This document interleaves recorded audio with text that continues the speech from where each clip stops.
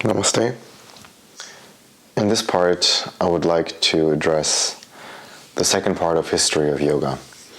It is a different perspective, and it shows different phases how the history of yoga can be divided. And we start with the phase of naturalism, then go to the second phase of mysticism, going over to the phase of philosophy, and ending with the phase of technology, which is actually the phase that we're finding ourselves in at this moment. It can be roughly divided into or incorporated into the other short history that I already presented, in the sense that the naturalism and the mysticism period belongs to the pre-classic area, so about 2700 BC, around this time roughly. The philosophy is the classical part of yoga, and the current age, the technology, is the post-classic and the modern period and modern yoga, and actually where we find ourselves right now as well. Okay, so let's start with the first phase, naturalism. This is actually the beginning of yoga, or the golden age, so to say, of mankind, where humans were supposed to, or were said to live in complete harmony with themselves and with their lives. And thus religion and philosophy weren't really necessary in order to give them guidance. So people lived back then in their true nature, how humans are apparently supposed to live. And they were able to do this because they used their mind, so their rational thinking, the thinking process that we do, like a muscle. So they only used it when necessary. Like, for example, when you want to pick up a book from the floor, you use the muscles necessarily to pick that book up, and then you suspend the muscles again because you don't need to flex them the whole time. You just use them for the task at hand, and then you suspend them again. Thus, suspended mind.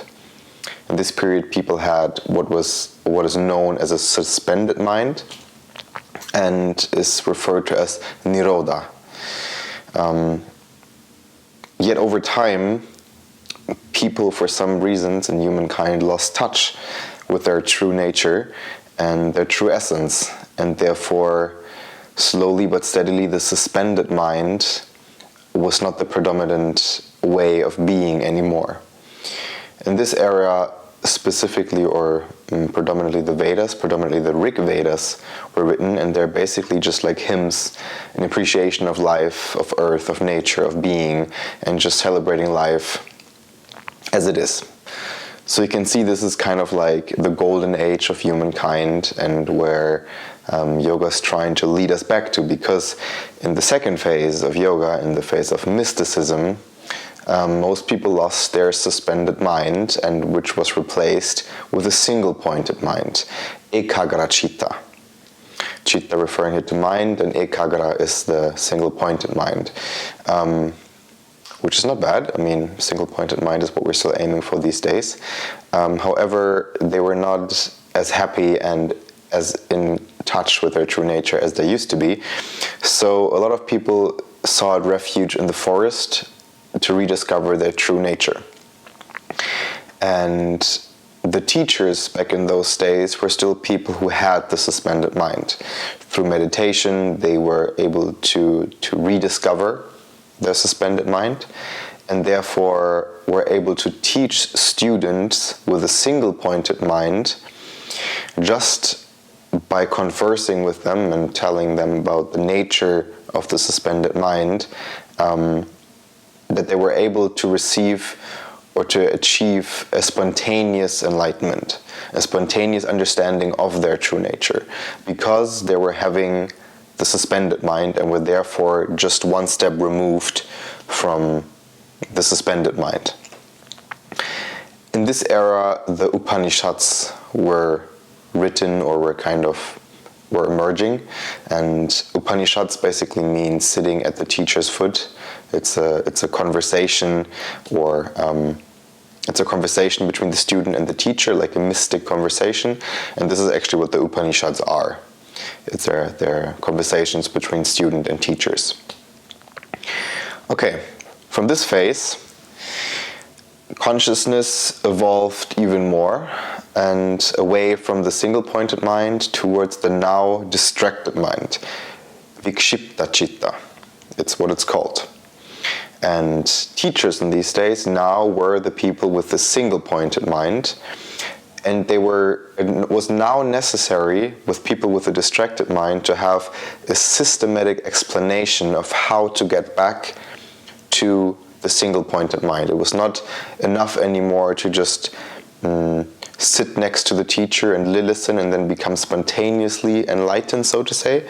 You would now need a systematic approach to rediscover your single-pointed mind. And from this point on, then go back to the suspended mind. This is also then where the different schools of thought of yoga kind of emerged, because there were different systematic approaches to get students to this one truth, of the suspended mind, which was actually taught in the Upanishads or in the Vedas. So now different schools emerged, and so this is also like one of the main philosophies that then emerged was the Samkhya philosophy from Rishi Kapila. And from this, basically all the philosophy schools that we now know these days, the main ones like yoga, Buddhism, Vedanta, they're all sub-schools or subsequent evolvements from the Samkhya philosophy. And so this is then also after a while when the Patanjali's Yoga Sutras and specifically the Eightfold Path emerged. So now you can see these are very systematic delineations of how to get back to the single-pointed mind. And this is one of the main tasks that we're facing ourselves now in this age. However, consciousness evolved even further, because the fourth phase then is the phase of technology, because most people nowadays don't even only have a distracted mind, because we have something that is referred to as infatuated mind, muda citta. And infatuated minds are minds that are completely identified with the ego and with our body, with our character, so basically really identified with the earthly plane. We just accept what we see. So there's the distracted mind, plus on top of that, the infatuated mind these days. And we're obsessed with everything material, with vanity, so with our appearance, with our wealth. And so this is the reason why nowadays not only philosophy is enough, but because we need techniques. And techniques are actually tantra. Tantra is nowadays mistaken for only the sexual practices, which doesn't really do it justice, because the Tantra philosophy is one of the biggest philosophies in yoga and incorporates so much, and is there to help us rediscover this understanding. And once we have this technology, this Tantra, which is also the Hatha Yoga Pradipika, it's a book about Tantra yoga. It's basically, it's Hatha yoga, but it uses Tantra, it uses techniques for us to rediscover our single-pointed mind.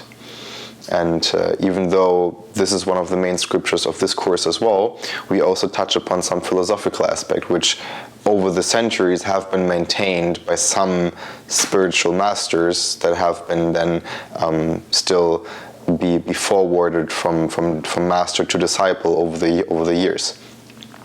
So what we're actually faced with these days is a lot of tantra and technology. So basically using our body and techniques to understand the philosophy again, and from this philosophy then lose our distracted mind and come back to a single-pointed focus.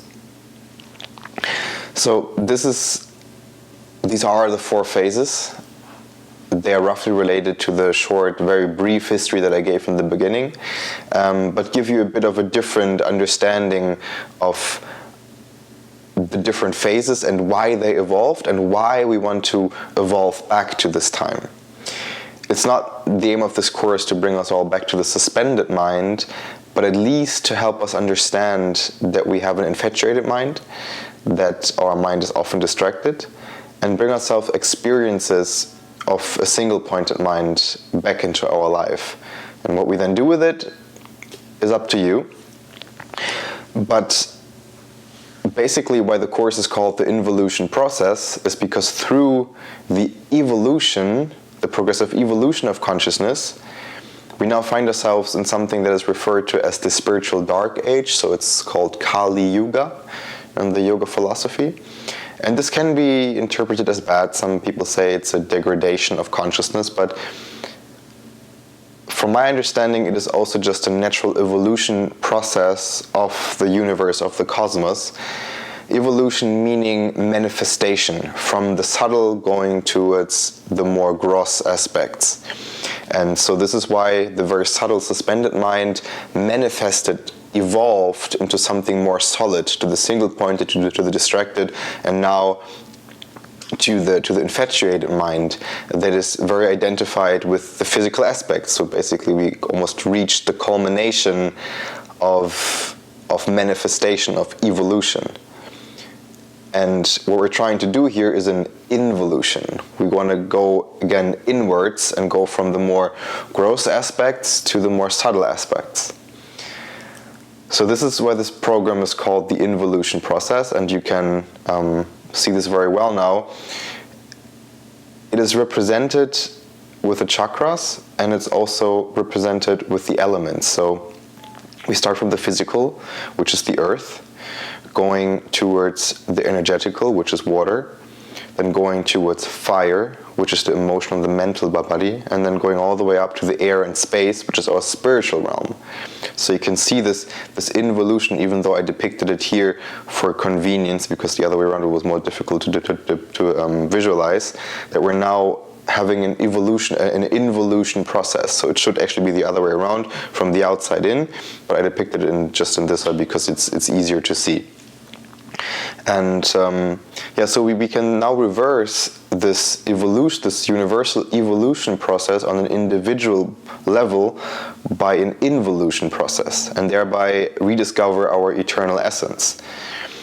And these colors and the chakras and our bodies will come up several times throughout the course to visualize where we are, at what point we're finding ourselves right now. And you will see that we start with the physical body, then going to the energetical, going over to the mental and emotional, and then ending with our spiritual body. Hopefully then having had some experience of an involution, going from the gross part of our body to the more subtle part of our body. So this is the involution program, and I wish you a lot of joy and insight following it. Namaste.